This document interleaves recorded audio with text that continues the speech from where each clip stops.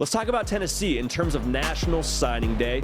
They started the day at 10, and the Tennessee Vols, at the end of everything, the dust settled. They didn't have anybody flip. They didn't, miss on any commits that they wanted to get, but they slid back 2 spots to 12. Now, they finished 15 a year ago. We'll talk about that. But here's, I think, the 2 vantage points you can have if you're a Tennessee fan as it relates to the Vols. The first is the glass half empty kind of perspective. Hey, we slid to 12. We're out of the top 10. We finished behind Florida. We finished behind LSU. We finished behind Georgia. We finished behind Bama. Okay, that's frustrating because all those schools are who you're going to go toe-to-toe with year in and year out in the SEC. And here's the reality for the folks in Knoxville. Josh Heupel didn't come there to be second best. Nobody's interested in third-place trophies and beating Bama every couple of years and, maybe one day we'll beat Georgia. Nobody's down for that, okay? And I'm all about that. I appreciate that. So if you're frustrated with how you finished in the SEC, I understand. I think that's valid. Now, here's where I would push back a little bit. The half-full approach would be you finished 3 spots higher than a season ago. You were at 15 last year. You're at 12 this year. So that's a positive step in the right direction. Oh, by the way, Josh Heupel's been there all of what feels like 45 minutes. Coming out of his second year. You're playing for a New Year's Six Bowl this year. So the on-the-field product is progressing. The recruiting is making an upward trend. You got your quarterback of the future, man. Most important position in all of football. I was at a personnel symposium before the season started. Bill Polian, who was I believe he was the general manager for the Indianapolis Colts for a long time, talked a lot about what you need at different positions. Hey, look for this in a wide receiver. Look for this in an offensive lineman. Look for this in a linebacker. At the end of that presentation, he just bold-faced said, if you get the right quarterback, you solve right around 50 to 60% of your problems. Tennessee, you got the guy that you wanted. You got Nico Iamaleava, committed, signed, sealed, delivered, actually on campus, going through bowl practice right now with your team. Do you believe you got the right guy? Because if you did, you have 60% of your problems solved. And Josh Newberg and I were talking the other day up in the office, and he made a great point saying, this entire class, whether it's right or wrong, will be judged based on how Nico Iamaleava does in the future. Is that fair? I don't know. I think there's a lot more to play into than that because there's 25 commits in this class. But the reality is the quarterback has a huge impact, and you got one of the best in the country. Okay? That's a very, very big deal. Looking forward to that. I think you addressed a lot of needs. Think about last season for Tennessee. Secondary had a lot of issues. It was one of the worst units in the country in terms of yards per game surrendered. Now, there's more that goes into it than just what we saw from a numbers perspective because the offense is scoring so much that we're getting thrown on more than anybody else in the country because you're trying to play catch up if you're the opposition. So that number isn't totally, accurate all the way. It's kind of inflated is what I'm trying to tell you. But you and I both know there has to be upgrades in the secondary. And for Tennessee, they made sure to go and do that. Added 5 DBs of their 25 commits. Talking about self-awareness, it's a self-aware program. Also, in the SEC, you know what wins? Big bodies. USDA-approved sirloin. Like Josh says, Wagyu beef. That's what wins in the SEC. You want to know why? Because it's physical week in and week out. You got grown men beating each other up on each side of the line of scrimmage, black and blue, each and every week. On the Sunday after your game, you're bruised up, you're hurt. Well, guess what? They got 8 defensive guys in the trenches. So that's a linebacker, it's a defensive lineman, that's an edge rusher. They got 8 of those. So that tells me they understand how this game is played. They understand the rhythm of the SEC. What wins is big bodies and having depth in those big bodies. Knowing that, hey, we may not have the starting lineup available to us in week 12.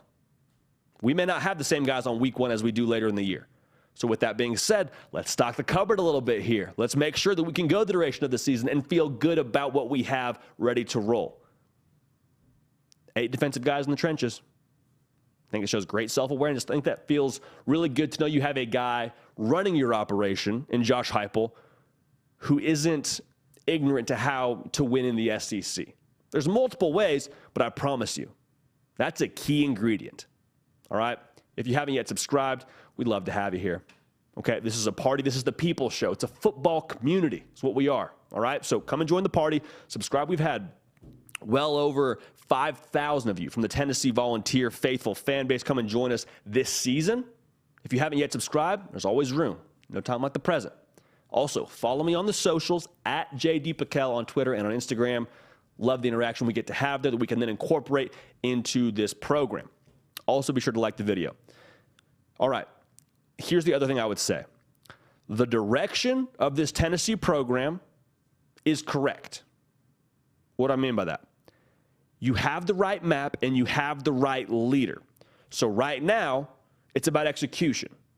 What's the best way to say this?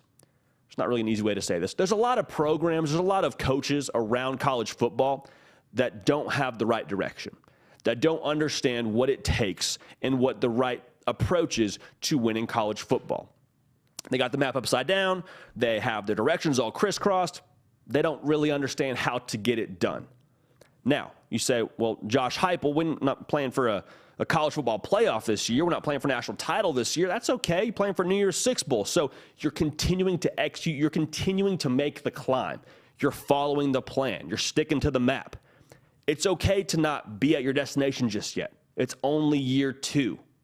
You have some time here. You won 7 games his first year there. You won double digit this year. That's progress. That shows me you're following the map. You're headed in the right direction. And having the right quarterback will make all the difference. And I think you feel pretty confident you have the right quarterback in this class from Nico, like I already mentioned. So the offense going forward on paper will make you a threat in every game. So here's the key ingredient. The difference between Georgia and Tennessee, the difference from Tennessee being good to eventually being great, is being able to stack the classes. Georgia, we're going to talk about a little bit later in the show. They haven't finished outside the top 3 in recruiting since 2016. Say, JD, why are you telling me this? I'm just saying Georgia has been at this for a minute.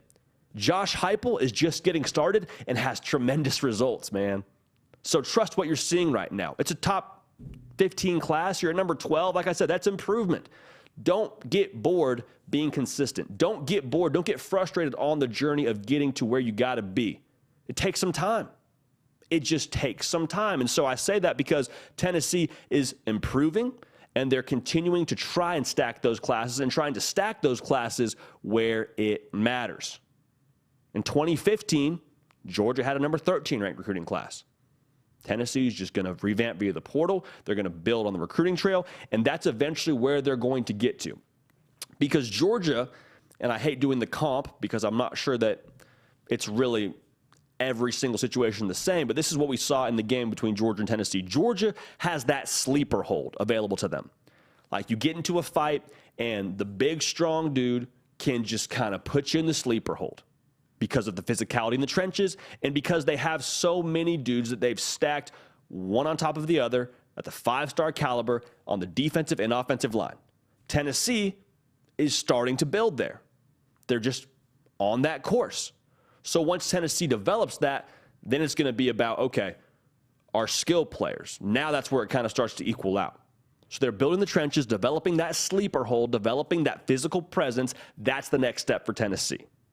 Because I truly believe with Josh Heupel being behind the offense, that's always going to be competitive. That's always going to make you dangerous. Keep an eye on Tennessee going forward because this positive trend, I think, is headed the right direction. The destination is clear. Trust the process, trust the trend, and don't be frustrated with the top 12 signing class where you got your quarterback of the future. Good things are coming in Knoxville. Just be patient.